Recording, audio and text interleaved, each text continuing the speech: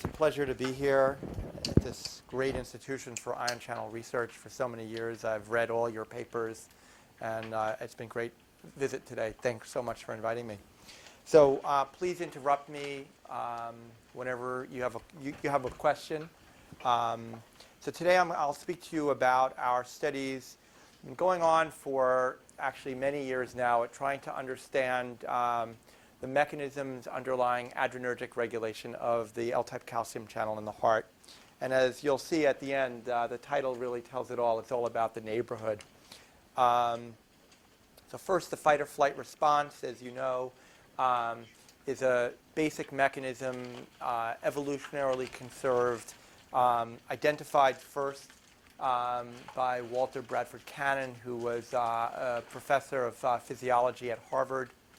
And in 1915, he coined the term fight or flight response, in which the animals react to threats with generalized discharge of the sympathetic nervous system, priming the animal for fighting or for fleeing. It increases blood flow, muscle tension, blood pressure, heart rate, everything involved in trying to save your life. So there are many neurohormones involved in the stress response, epinephrine, norepinephrine, and stress also releases cortisol. And the receptors are at the target tissues are, for the most part, the G protein coupled receptors, secondary messenger system. So these epinephrine and norepinephrine bind to the adrenergic receptors, and that's going to activate adenylyl cyclase, make cyclic AMP, and that cyclic AMP is going to activate protein kinase A. Protein kinase A is going to phosphorylate various targets in the heart and other tissues. That's demonstrated here in this schematic, in which epinephrine is binding to the beta-adrenergic receptor, activating G-alpha-S, cyclic AMP is produced, binds to the pKa, releases pKa from its regulatory subunit that then phosphorylates various targets, including the ryanodine receptor, phospholambam, and something in the calcium channel, and I'll tell you more about that today. What is seen if you patch the cells, cardiac myocytes, here is a patch clamp recording of cardiac myocyte. Voltage is here, current is here, and the current basically doubles or it triples in response to beta-adrenergic stimulation. What the key questions have been for many years after this initial observation is, what's the contribution of this incremental calcium influx to mediating increased contractility? How much does it matter that there's increased calcium coming in through the L-type calcium channel? And what's the mechanism by which calcium influx is increased? This is a problem that's been going on for about 40 years. The original observation was made about 40 years ago about this increase, and over many years there have been many theories, and I'll describe some of them to you today, and I'll hopefully convince you that we have an answer as to what's going on. When you look at this in the heart, here is a Langendorf perfused mouse heart, and we're doing an ECG recording of it, and so it's a little slow for the baseline. Normally in vivo it's about 600. You give isoproterenol and the heart rate increases. There's increased contractility. And by the end of this infusion of isoproterenol, you start to see some arrhythmias, some PVCs. And that's essentially one of the problems with overstimulation of the heart is that it's good, but it's also bad. Induce exercise-induced arrhythmias and sudden death, and these are syndromes like long QT syndrome, coronary artery disease, hypertrophic cardiomyopathy, heart failure, and atrial fibrillation, in which increased adrenergic stimulation is associated with disease. So, as I said, the molecular mechanisms of adrenergic regulation are poorly known.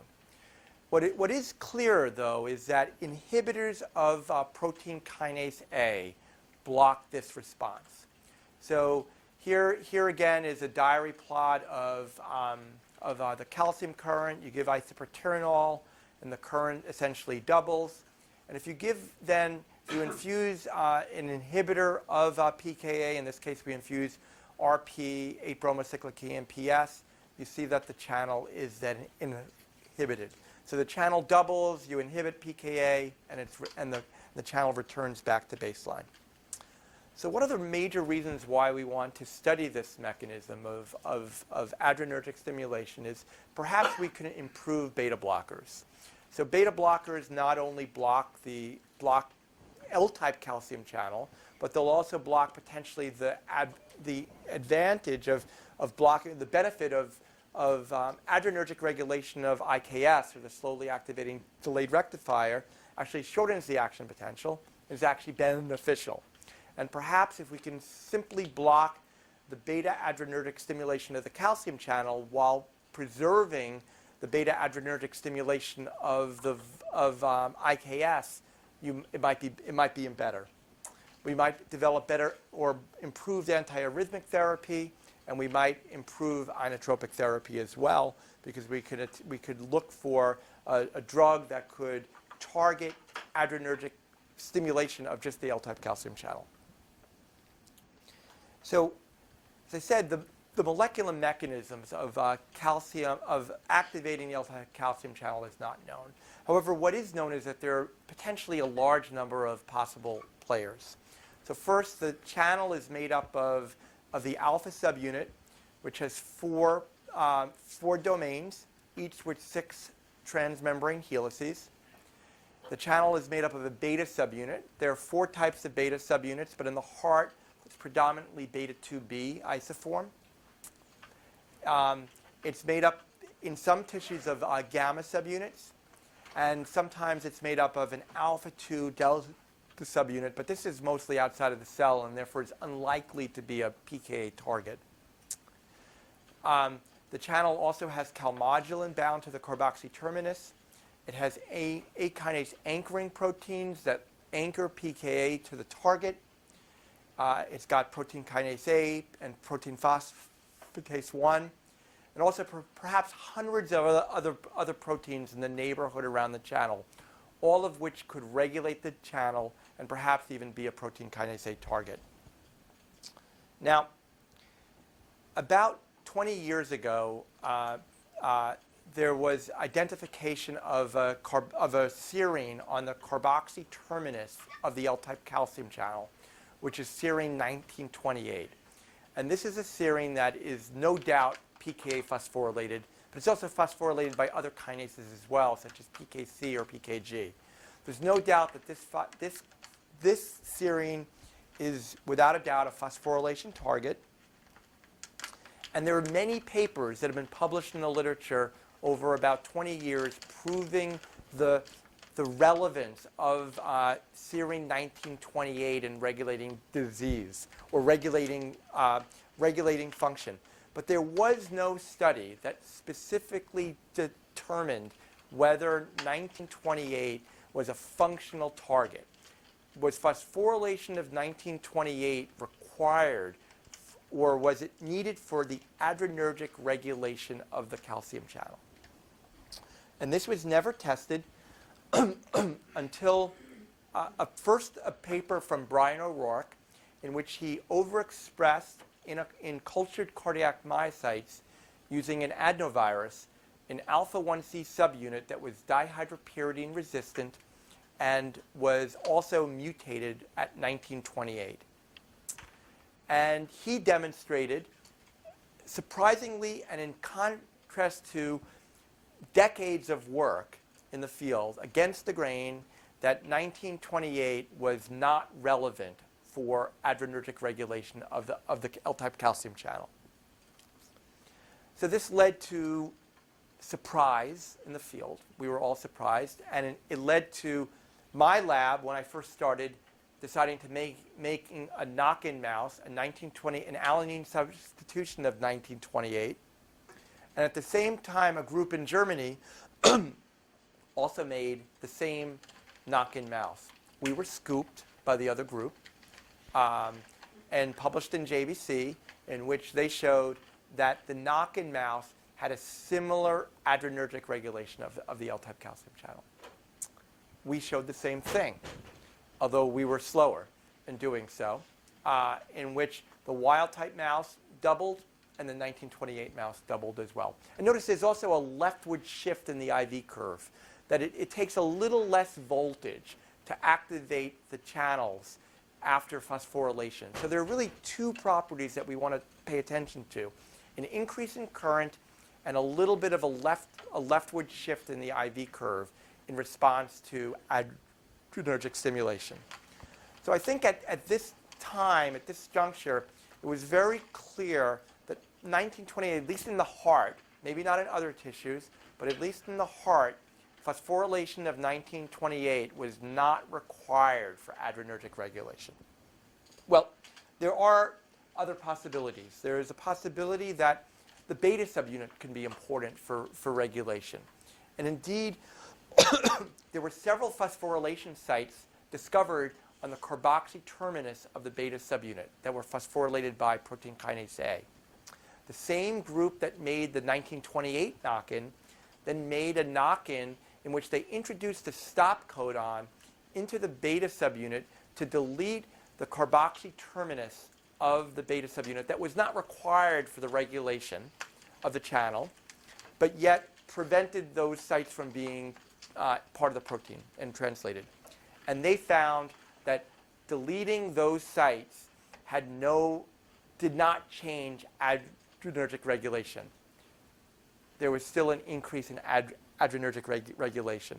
They also crossed this mouse with their 1928 mouse and showed that adrenergic regulation was also normal when they had the 1928 mutant and the beta subunit mutant. So given this, it seemed like all previously identified phosphorylation sites in both the calcium channel were found to be irrelevant, and we didn't know where to turn, and so what we decided that perhaps multiple phosphorylation sites were required. This is such an evolutionarily important process that perhaps there are multiple phosphorylation sites on the alpha subunit or the beta subunit, and each of them could contribute partially to the adrenergic response. So what we decided to do is, instead of making knock-ins that require a lot of money, and also a knock-in would be very difficult to make if you had multiple phosphorylation sites to introduce into the same channel, we decided to make doxycycline-inducible cardiac-specific expression using a TET-responsive promoter. And we put behind this TET-responsive promoter a flag-tagged dihydropyridine alpha-1C subunit. So we could use the flag tag to see if it traffics to the membrane and where it is. And the dihydropyridine resistance can distinguish between the endogenous channels and our transgenic channels that we're introducing. We then cross these transgenic mice that are relatively cheap to make and only takes a few months to make with a cardiac-specific driver in which if we give the mice doxycycline, if they have both of these genes present, we'll get expression of the channels in the correct environment, and we'll limit calcium overload and arrhythmias because we only have to give the mice doxycycline overnight, perhaps. And in some cases, we don't have to give the mice doxycycline at all because the promoter is a little bit leaky. And therefore, with the leak of the promoter, we can get activation of the calcium channels. And we decided to select for the channels with nisoldipine because it gave us a very high ability to inhibit the basal current or the endogenous currents. And one of the key points that Henry Colcraft has shown was that adrenergic regulation of a calcium channel is dependent upon the basal activity. The more basal calcium current you have, the less regulation of the channel. And that's one of the reasons why we had to use doxycycline inducibility. So this system has worked amazingly well for us. We've been able to screen a large number of mice and make a large number of mice using the system. And one of the key points is that we know that the channel is trafficking to the right spot by immunohistochemistry and using an ion optic system in which we're looking for excitation-contraction coupling. So we can isolate cardiac myocytes and paste them, and in a non-transgenic animal, if we give the mice nisodipine, we can block basically all of EC coupling because there's no calcium influx into the cell. But in our wild-type animals, this is our pseudo-wild-type animals that have this flag tag dihydropyridine channel present. If we give nisodipine, we still have a fair amount of EC coupling left. And that's because the channels have traffic to the dyad and are able to couple to the ryanodine receptor to mediate excitation contraction coupling. So we knew that we were getting the channels in the right spot. And indeed, what we're able to show is that in the presence of nisodipine and you give isoproterenol, you get a nice increase in current. So normally in a non-transgenic animal, we get just above twofold increase in current in mice. It's a little less than in guinea pigs and in rats or in frogs. But in our transgenic animals, we get about a 1.8-fold increase. And again, that's because we have a little bit more basal current than in a non-transgenic animal. And there's an inverse relationship, as I said, between basal current and adrenergic modulation. And there have been many thoughts as to why that is. There's been termed the slot hypothesis, that there's only so many slots in which the channel can be regulated. Or perhaps it's a limiting resource, that there's only so much of another protein that's around in the cell, and by overexpressing the channel, you're diluting that limiting resource a little bit. We'll get back to that later. So we made a series of mice, and I'm not going to belabor all the different mice we made. I'll try to summarize it by saying that we screened the entire intracellular domains of the channel, looking for any serine or threonine that was preceded by an arginine or lysine, either 1, 2, or 3 residues upstream of that serine or threonine, because that is that's a consensus pKa site. It's actually a pretty generous pKa site.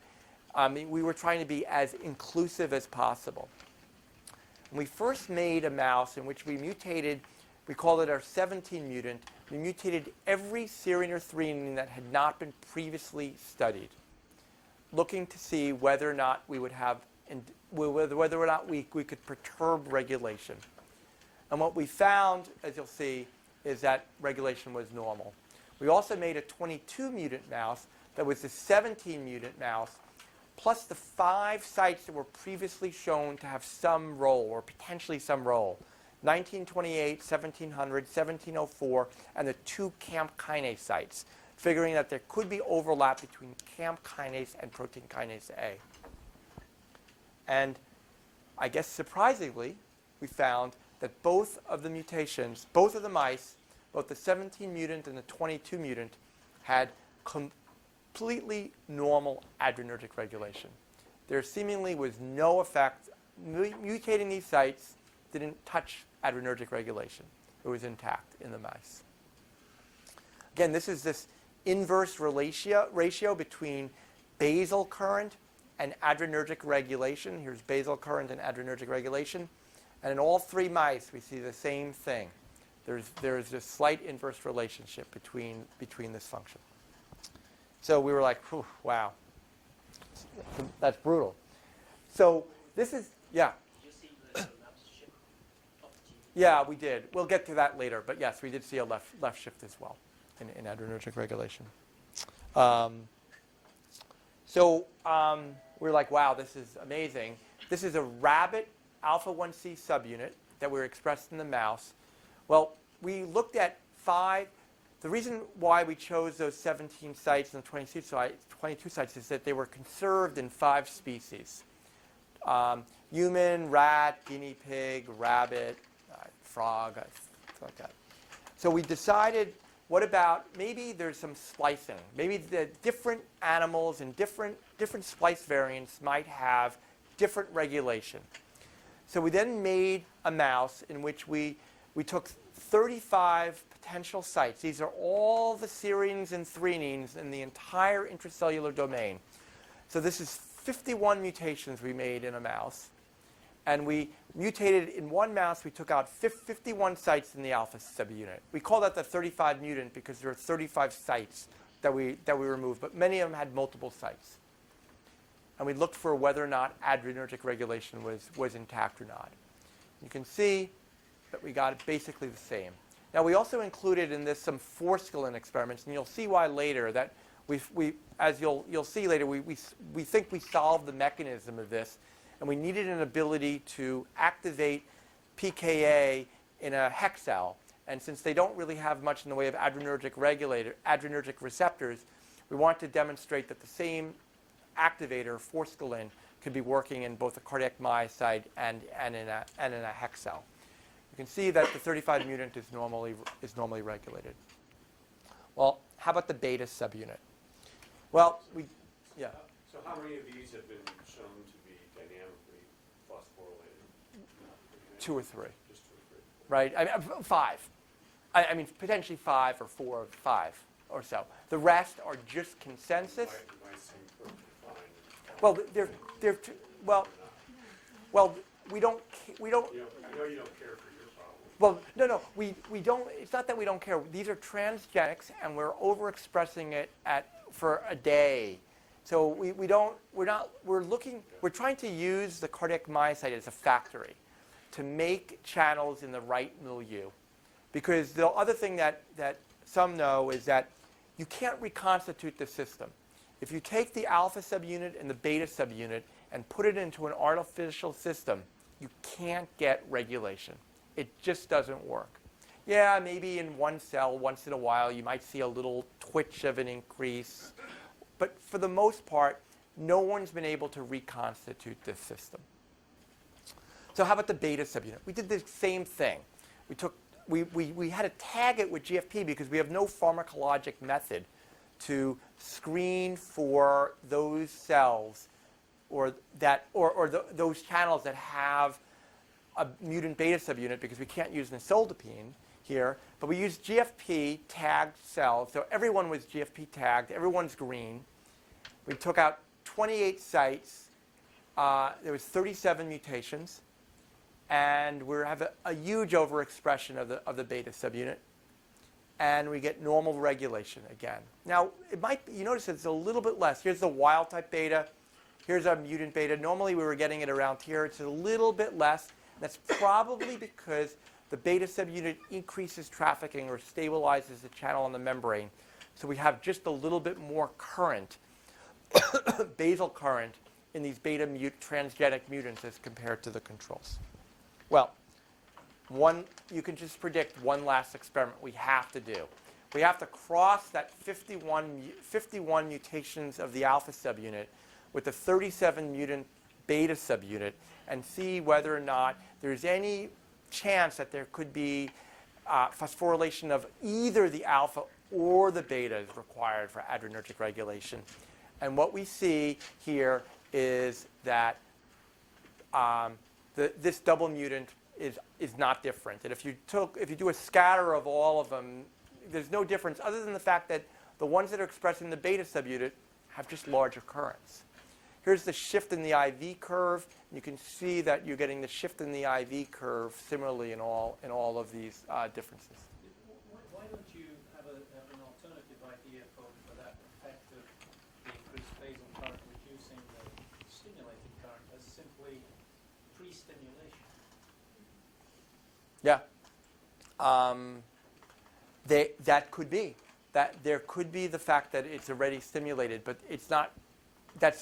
It's completely correct that one possibility could be is the one reason why there's increased basal current and that inverse relationship is simply because the channels are already activated or partially activated. That's possible. That's definitely possible here. Okay. So I think that based on this work, I think that we can probably pretty much agree that in pK phosphorylation of the channel subunit, at least a consensus site. It's possible that there might be a non-consensus site that we don't know about, but that has never been described for pKa before, though it's possible, I guess. But it's likely that pK phosphorylation of the calcium channel is not required for beta-adrenergic stimulation. And one of the reasons why we wanted to do this was, as Chris was saying, he asked whether or not did we have any evidence that any of those other sites were ever modulated? And the answer is every month or every 2 months, there's a new phosphorylation site that's been identified by mass spec. And then they try to make a claim of some regulatory effect. And we want to, in one swoop, basically finish this concept that the alpha subunit or the beta subunit is a target. And this was the obvious way to do it. Now, we decided, based on this work, that PK phosphorylation of another protein is probably required for this effect. And so while we were setting up to try to figure out what that is, we decided to take a diversion a bit. And the diversion was to study whether or not the beta subunit was part of this process or not. And as you might know, the beta subunit binds to an alpha interacting domain in the 1,2 loop right here. And it's been crystallized. And there are 3 residues that are known to be quite important for that interaction. Now in a hex cell, in a heterologous expression system, if you don't express the beta subunit or you mutate these sites, the channel will not traffic to the membrane. It will stay in the ER. The mechanism is controversial. However, what's very clear is the channel is stuck in the ER and won't traffic. We said, nothing that we've shown in a hex cell ever translates into a cardiac myocyte. So let's see what happens. It's cheap enough. Let's make a mouse and mutate these sites and see whether or not what its effect is on function, on adrenergic modulation. And to our surprise, in this AID mutant mouse, beta subunit doesn't bind, just as like what's predicted based upon the crystal structure. But the channels traffic to the membrane or to the dyad tetracycles just like they're supposed to, just like the wild types ones do. So it seems that in the cardiac myocyte, the beta subunit is not required for the trafficking to the membrane. But what it is required for, it's required for adrenergic regulation of the calcium channel. Here we have our wild type animals. And you can see that when we give isoproterenol, we have a nice increase in current. But in our AID mutant channels, it doesn't budge. No increase in current at all. So seemingly, beta subunit is required for this effect. But phosphorylation is not required for this effect. Now, if we look at EC coupling here, so now we have the EC coupling just like I showed you before. This is all in the presence of nisoldipine. We put isoproterenol on. We get a nice increase in coupling in our cardiac myocytes. But in our AID mutant, we get nothing, only a 25% increase in the current. So phosphorylation of the calcium channel and that increased adrenergic stimulation here is very important for increased contractility. Maybe it's not a surprise, because that increased calcium influx is going to activate the ryanodine receptor more, and it's going to load the SR with more calcium so that every time the ryanodine receptor opens, additional calcium is going to be released. You can also do this in a whole heart where we do a Langendorf perfused heart, and we stick a balloon through the mitral, through the atrium and through the mitral valve into the LV and measure contractility. And we can see that with isoproterenol in our pseudo wild type it goes up, but in our AID, there's not much of an effect. So calcium channel beta subunits are required for the stimulation of calcium current, but are not the phosphorylation target. Yeah. Just on that last one, are we looking at really a bigger basal contractility in the AID? Yeah, over here in some cases. Well, some cases you are. And these are transgenic animals. So some animals have more current than others. And so it's an issue, I agree. But I think that what I would look down here and say, in this range here, there's not much of there definitely is flatter. I'm not saying it's an issue, because I'm thinking where I think I know where you're going, that the AID is not inhibited by the, so therefore unavailable. So it should be bigger, should be more contractile. come up Um, near the end. Probably, I think I know more. I'm not presenting that work today. We've done single channel recordings of the AID, and the AID, the open probability is lower. So I think beta needs to be present to increase the open probability of the channel. And we'll talk about adrenergic regulation in a few minutes. And I think that I know where you're going to, and it's an interesting discussion. So what's missing? Okay, phosphorylation is not the alpha subunit. It's not the beta subunit.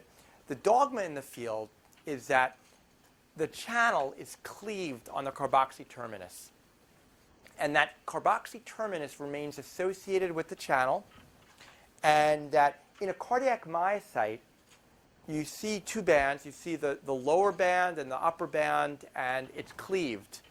But in a hex cell, there is no cleavage. So the long-standing dogma is that cleavage is required for adrenergic regulation. So we decided to map the cleavage site and figure out where the cleavage is occurring and mutate that site and see in a cardiac myocyte, perhaps that's the reason why you can't get regulation in a hex cell. It's not being cleaved.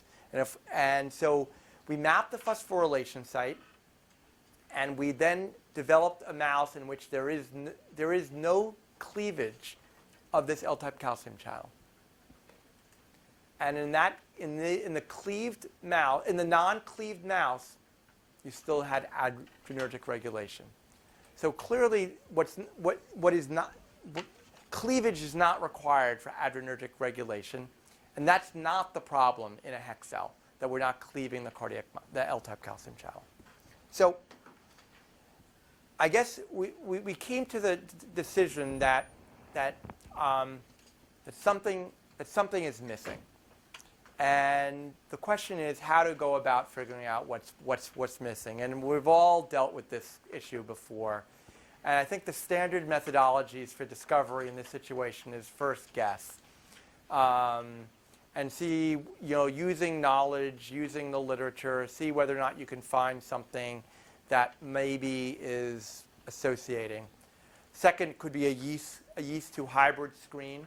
However, yeast-2 hybrid is not necessarily optimal. It's not a mammalian system. It's not the right milieu. And third, you could do immunoprecipitation and proteomics. And we tried that. We tried that really hard. We tried many immunoprecipitations, sending it off to the lab, and we got really nowhere at finding what could be the missing proteins. We did that in the absence of isopaternal, in the presence of isopaternal. We tried every which way, and we couldn't find cross-linking, tons of cross-linking assays looking for it, and we got nowhere. Perhaps it was our fault, or we just couldn't get anything to work.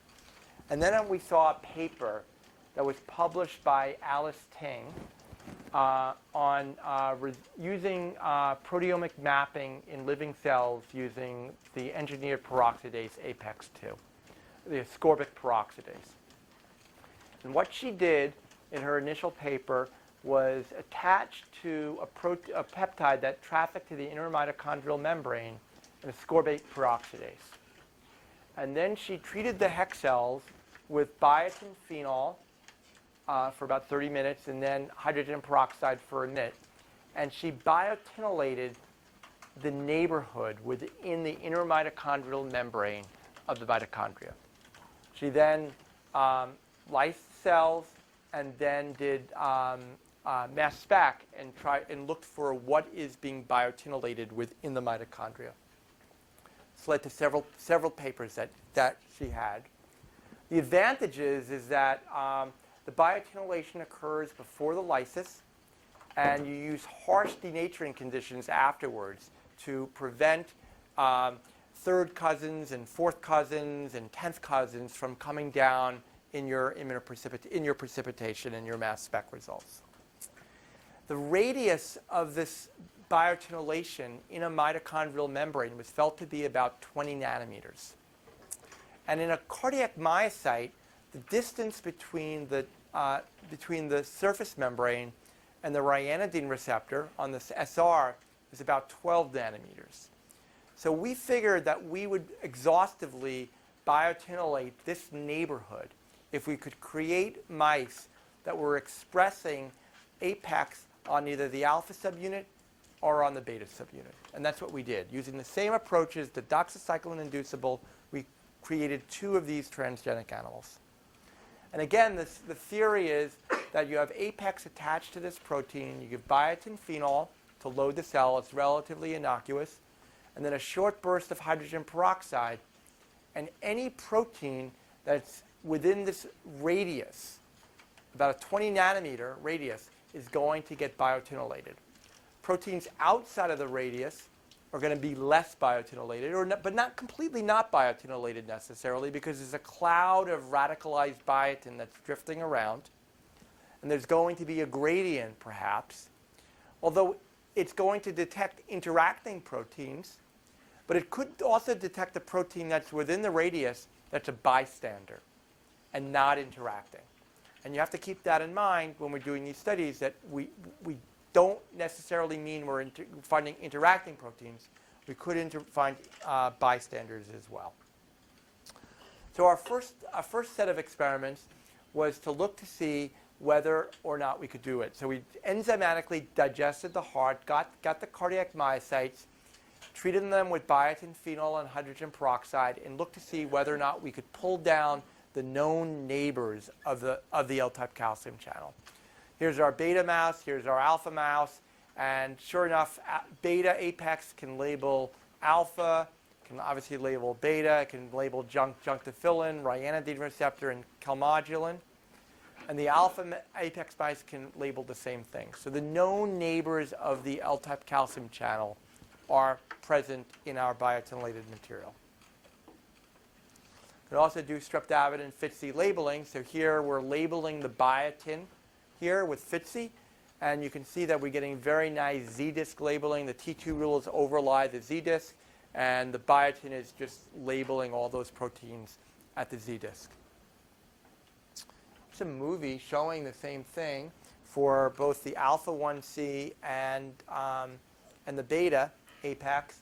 And you can see that it really is beautiful labeling right on the Z-disc, right where the L-type calcium channel is supposed to be. That's what we're labeling. Now, that's a lot of proteins, mind you. This is not simply the picture that I showed you of L-type calcium channel and ryanodine receptor, and that's nothing else is there. This is a very crowded neighborhood filled with regulatory proteins. We're also able to do it in a whole heart. So we can take a heart, put it on Langendorf, infuse biotin phenol and hydrogen peroxide, brief hydrogen peroxide, take down the heart, do histology on it, and we see very nice Z-disc labeling as well, consistent with the 2-tubule location of alpha-1C. Now, APEX, this methodology identifies proteins at all stages of biogenesis.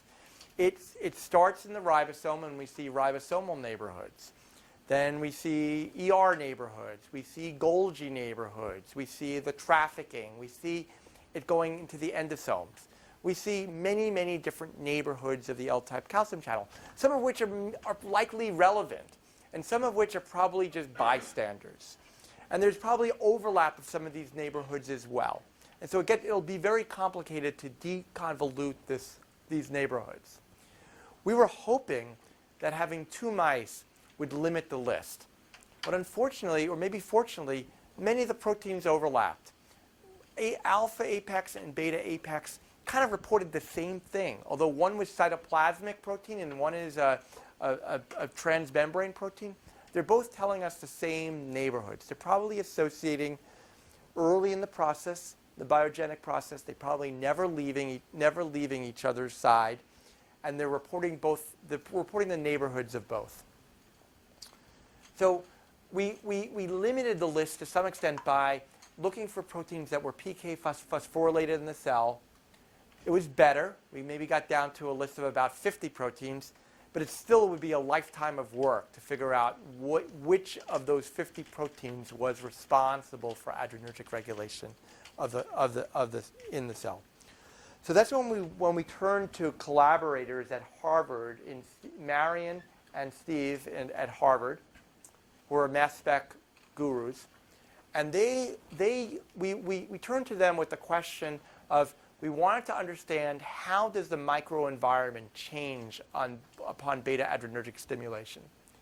What we figured was that perhaps PK phosphorylation of an activator was recruited to the channel, or PK phosphorylation of inhibitor was released from the channel. And we were hoping that we would be able to detect this microenvironment change. And we used a method called isobaric labeling in order to do quantitative multiplexed proteomics. Essentially what we have is we have a group of samples. Let's say we have 10 or 11 samples, and they tag each of the samples with a different mass tag. We then do a lot of preparation, and they run it. They then combine all the samples together and run it on the mass spec, and look to see looking for enrichment, which of the samples were enriched for the thousands of proteins that were thrown onto the mass spec. And so the workflow was this. We isolated the cardiac myocytes either from the alpha-1C apex or the beta apex mouse. We then we exposed them to biotin phenol. We then treated the cells with either iso or no iso. And then we added a brief burst of hydrogen peroxide after the isoproterenol, thinking that the isoproterenol was going to change the neighborhood around the calcium channel. We then quenched it. We checked for phospholamban phosphorylation, figuring that would be the one thing that we know is definitely phosphorylated and definitely has a functional role in isoproterenol's effects. And the samples to ensure that they were phospholamban phosphorylated, then we lysed the cells, and we did a streptavidin pull down, and a lot of purification after this step, including 8 molar urea washing, and alkylation of the cysteines and acetone precipitations to clean up the proteins and to get them ready for mass spec. We did tryptic digest, TMT labeling, and ran it on mass spec. And lo and behold, we found that in both the alpha apex and in the beta apex mice, that a protein called RAD was reduced by about 40 to 50% in the samples. These are 5 samples, and these are 3 independent samples. pKa is increased in there as well. Not surprisingly, pKa should be recruited to the channel, and we find that RAD is reduced. No, there are a few other ones, but it is the one that's common amongst everyone. There are a few other proteins went down, and a few other proteins went up here as well.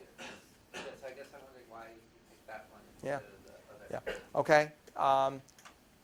So the other reason we picked it was we did the same experiment now with a whole heart, and with and without iso. So here is, again, the biotinylation, the isoproterenol. Now we can't do a paired sample because we can't separate the heart like we could do with the isolated cardiac myocytes.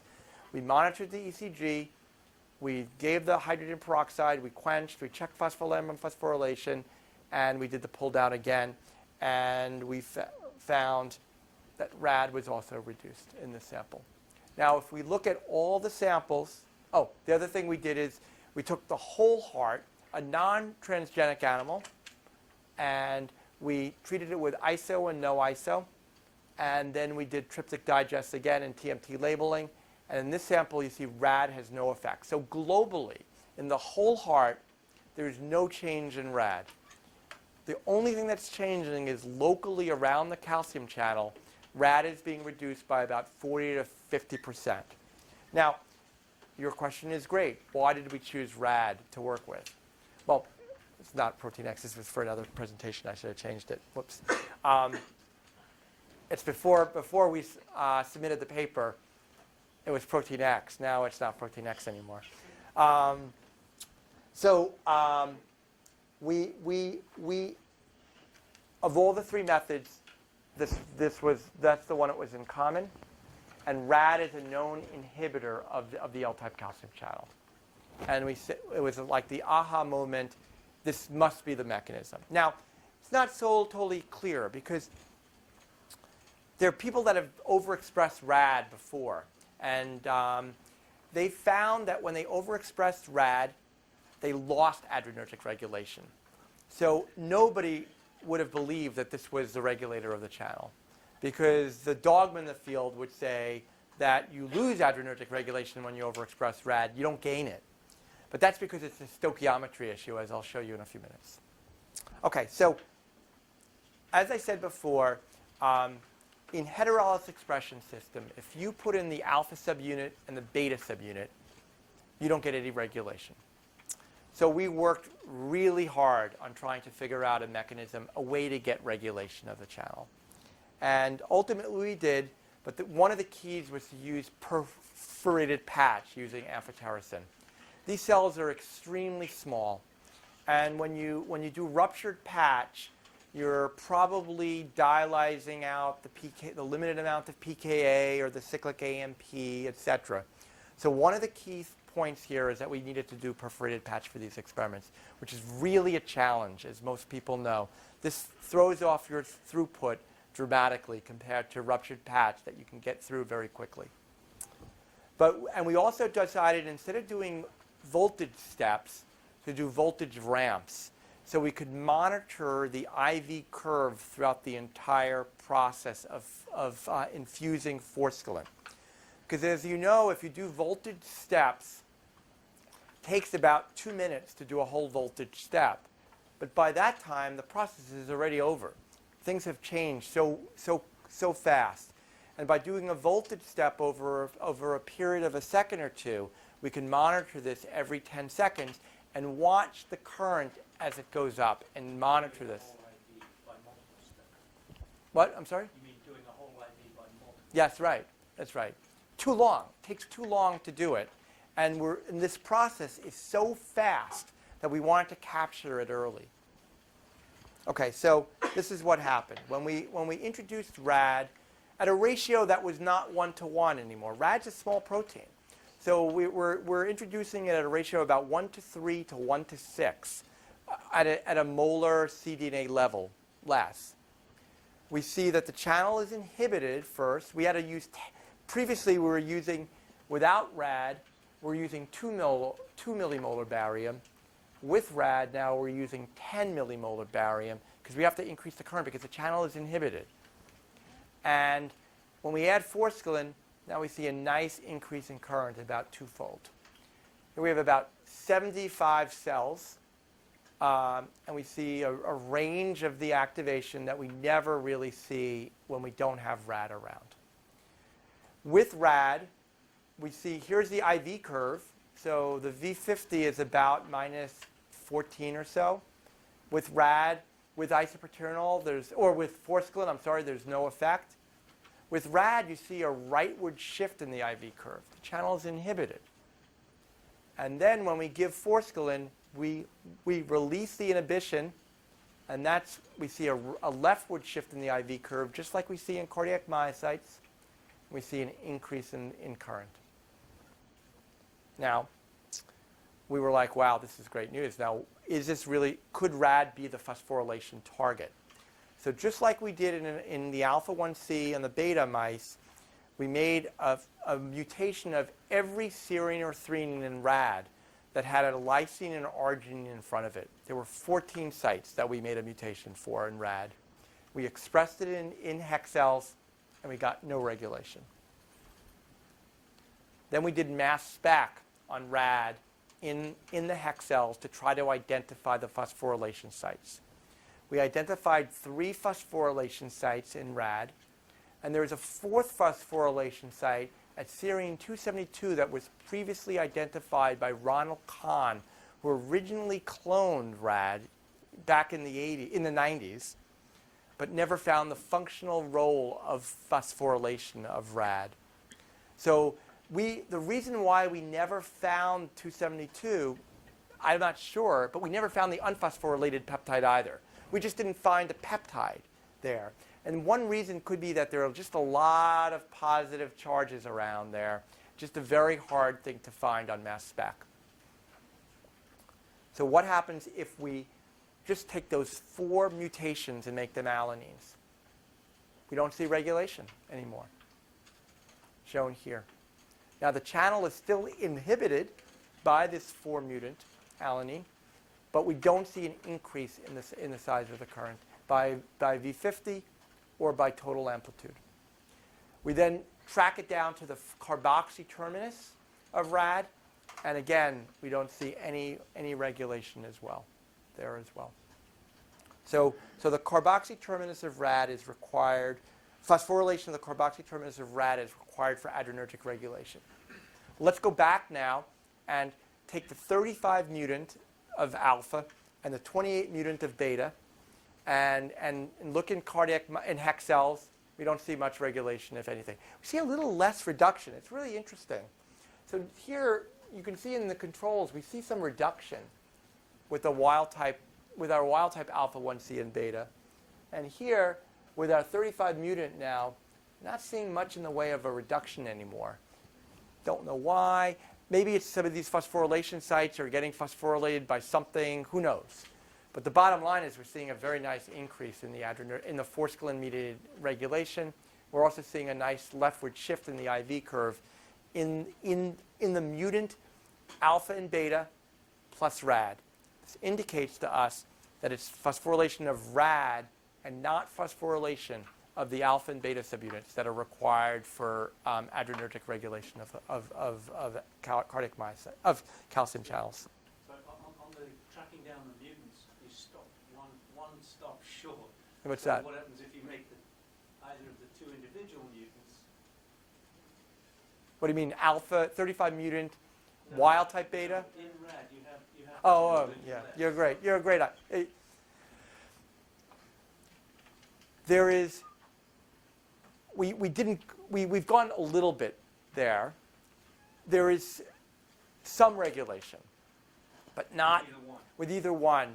But to really nail it down would require another huge investment. It would require months worth of work because we don't have a 1.6. Now we might have a 1.3 or 1.2. It's just going to require a lot more work, and I don't think it's really required.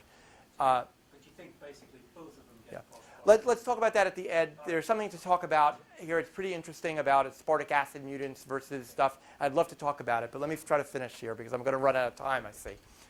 Did single channel recordings of this as well. This is Manu Benjani did it. We took alpha 1C and beta, and we added pKa. We overexpressed pKa catalytic subunit in the HEC cells. And as you can see, overexpressing pKa catalytic subunit had no effect. Here is alpha 1C, beta, and RAD now, wild type RAD. The channels are extraordinarily inhibited. Here's the open probability.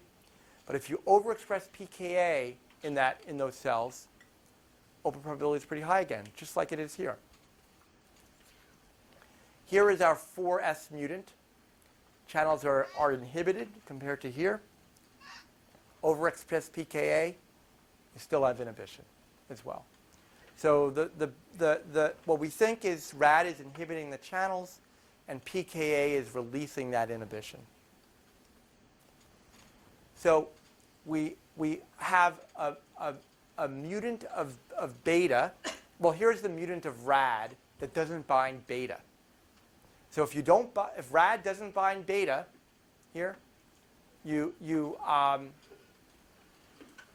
see that the channels are activated under baseline conditions, and there's no regulation. Here's a beta that doesn't bind RAD. Still, you lose your regulation and you lose your inhibition. So if RAD doesn't bind beta, you don't get regulation and you don't get inhibition.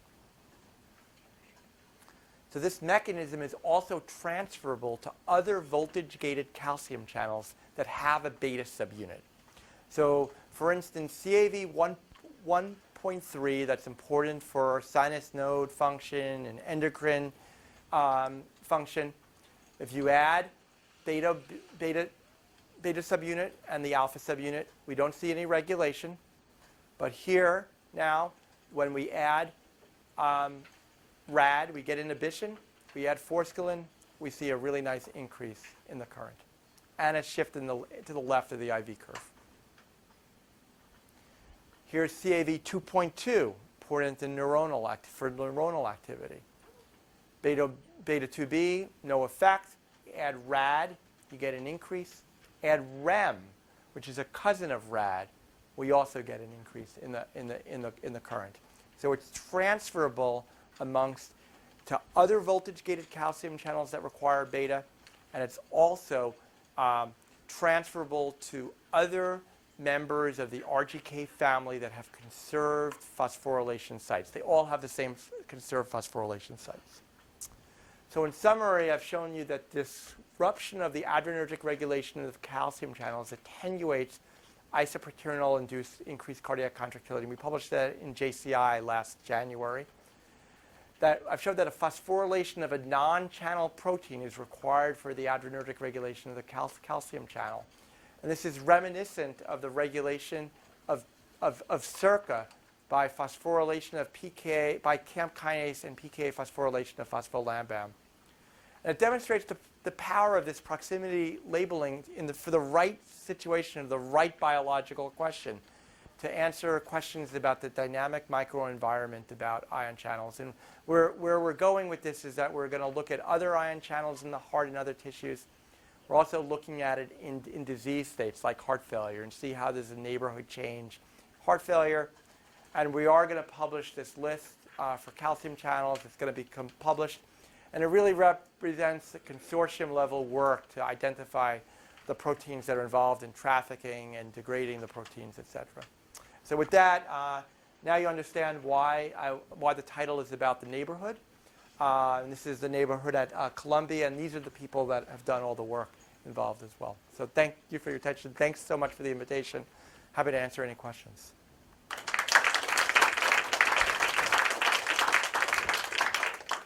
Yeah. Fascinating work, very compelling. First of all, obvious question: is there a rad knockout mouse? Yeah, there's a rad knockout mouse that's been studied, and that shows increased basal calcium current. And there was no regulation by beta-adrenergic stimulation. The reason why that was, I think, to some extent ignored, because again, there's this inverse relationship between, and this is dogma in the field, between basal current and adrenergic gain. And so the interpretation is those channels are already activated by some mechanism, and that's the reason why there's no beta-adrenergic regulation. But in retrospect, it's pretty obvious that the reason why was because it's the target. So if you gave those mice a beta blocker, you'd expect to see no effect? Well, I mean, there are other mechanisms of regulation, but yes, you might not see much. You might see less effect. We haven't done that experiment. It's actually a pretty good experiment to do. Did you try that in the biosimulation experiment? If you did a beta blocker, does RAD association go up? Yeah, so this is a great question that should be done of reversibility. So I would be very interested in knowing how this reversibility occurs, what's the effect of beta blockers. These experiments are very time-consuming, but yes, I agree that that is a good experiment to do. Our focus is going to be more on a disease right now, because I think that the real money will be to see how a disease will affect the neighborhood of this channel, as well as sodium channels, as well as other channels that we might be interested in. The drawback, I mean, honestly, I don't know. I'm interested in KCNQ1 and IKS, for instance, but mice are a really bad. It's not a good animal for this potassium channel stuff, unfortunately. We're also interested in the atrium versus the ventricle. That would be a really interesting thing to work on too. But you can imagine many things to work on. So for instance, ACAPs. The dogma in the field has always been that ACAP5 and ACAP7, I think, were responsible for adrenergic regulation of the L-type calcium channel. And then, as you may know, they did a knockout of ACAP7 and ACAP5 and ACAP7, I think it was. Gee, you know better than me.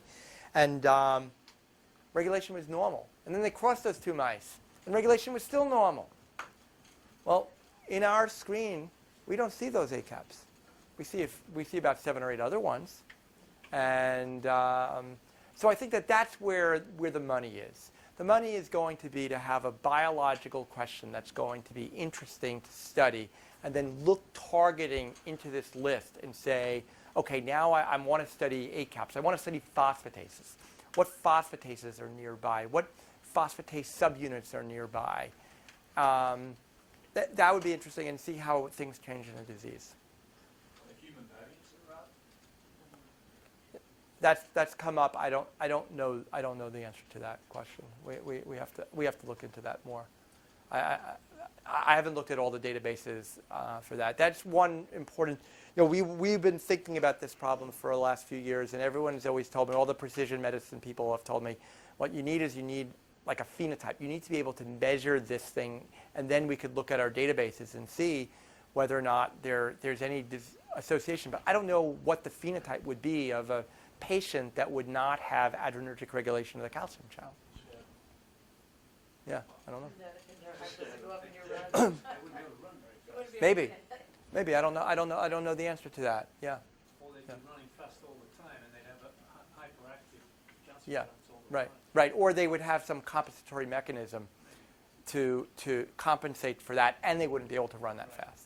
Right, which would probably be more likely. Or maybe they have increased heart rates because CAV 1.3 is important maybe in the sinus node. There are a lot of things that we're going to discover, and I think that the mechanism is going to be important for neuronal stuff as well here, because. Sorry. No, go ahead. I was going to say, on the rad knockouts, did anybody do exercise on them, or look at basal heart rate? I have to look back. I don't know the answer to that. Is that guy working on it before we married the money? Jared. Poor Jared. Jared gets. Jared. This is a common. Maybe I'll have to put the initial on next time instead of Jared. That is a common question that comes up during my talks. Yeah. So could you comment about why you think the cross-linking attempts Failed. failed? I think we got a lot of Used garbage. 5 different Yeah, links and we did, but show some of the same information. we didn't find anything. In fact, in retrospect, I think that what I've learned from our mass spec colleagues is that doing immunoprecipitations and then running mass specs is complicated. And it's complicated because you have a lot of antibody around. And the mass spec machine is hunting for all those antibodies, all the peptides from the antibodies. And it's not finding the rarer proteins. You also have to get lucky with cross-linking, that there's an exposed, depends on what you use, whether it's cysteine or lysine. We didn't hit it. And I think that what really prompted, we were onto RAD. Apex helped us because we knew it was there, and even before we knew that the thing changed in response to isoproterenol, we were onto it because it was on our list of proteins that were also PK phosphorylated.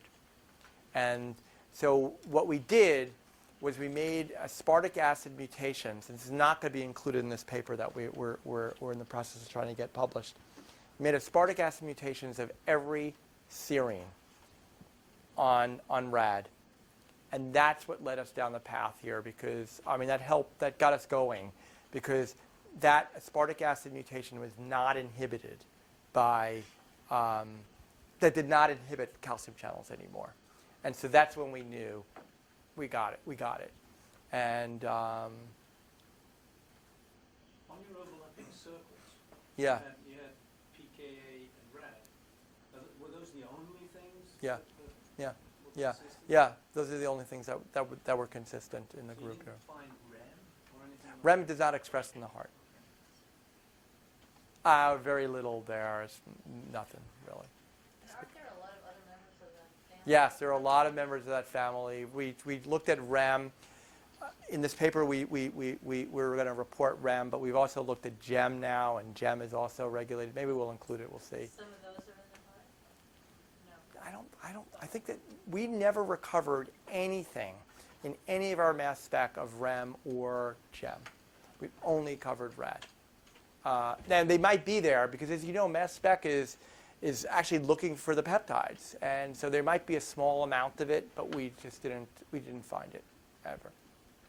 So do you have a hypothesis for why attaching a rad to that particular part of the channel is causing such a big gating effect?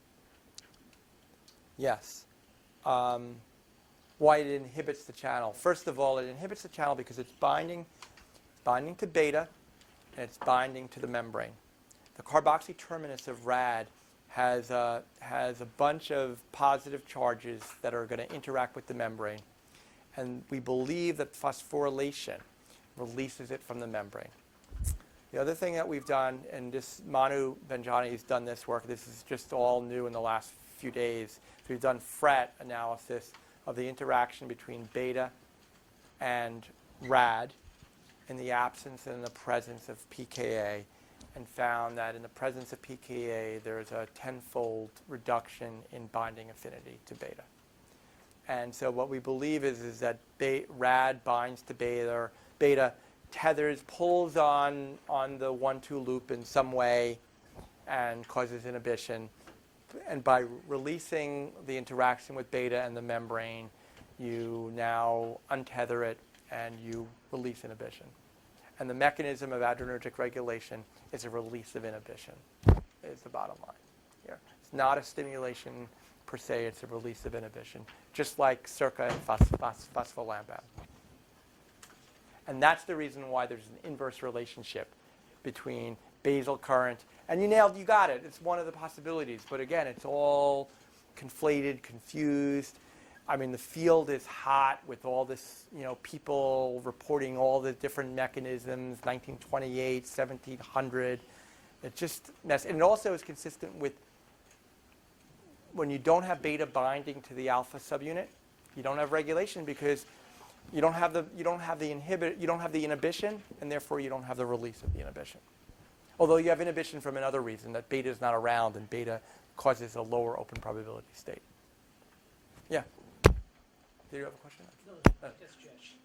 Okay, yeah, I will try to ask. So the release from the inhibition cause a little leftover shift and then the increase of current a lot. Right. That's right. That's right. Both, but yes. It returns it to its state without rad present. Right. It's actually just maybe in the details, but I'm just curious, which comes first, the shift or the increase? I don't know. I have to ask my electrophysiologist. I don't know that. I don't know. That's a good question.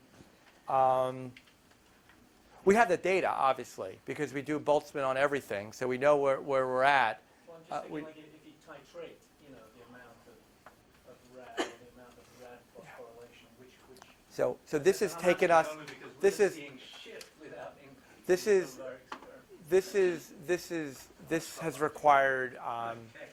This has required an extraordinary effort. To do this kind of perforated patch on everything, with all these mutations. This is Hercules. I mean, I didn't do the work. I mean, as you know, as a PI, you sit in your office and you tell people what to do. But these people have worked really, really hard, multiple transfections a week to drive this thing to home. And it's their work. It's not my work. What do you need to do perforated patch? Yeah. So we had a clue on that. We tried whole cell. And I think that it's just too disruptive, and the calcium channel is run down. Calcium channels have major rundown problems. And a rundown, if you have a cardiac myocyte and you have rundown, you'll never see activation. And the channels just get poorly behaved. And so we wanted to preserve the native milieu as much as possible. And honestly, we got a hint of this when we started doing smooth muscle work. So the dogma in the field, as you know, is that calcium channels in smooth muscle cells are not regulated by beta-adrenergic stimulation. The reason why is, as you know, when we give an inotrope to patients, they get relaxation of smooth muscle and hypotension, not hypertension. And so there's been some debate and stuff about this, but one goal here was to do APEX in smooth muscle versus heart and compare them and see what the differences were.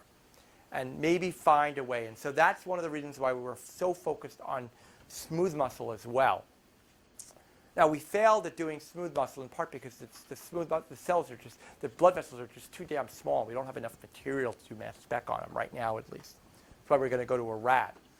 But we were doing a lot of patch clamp work.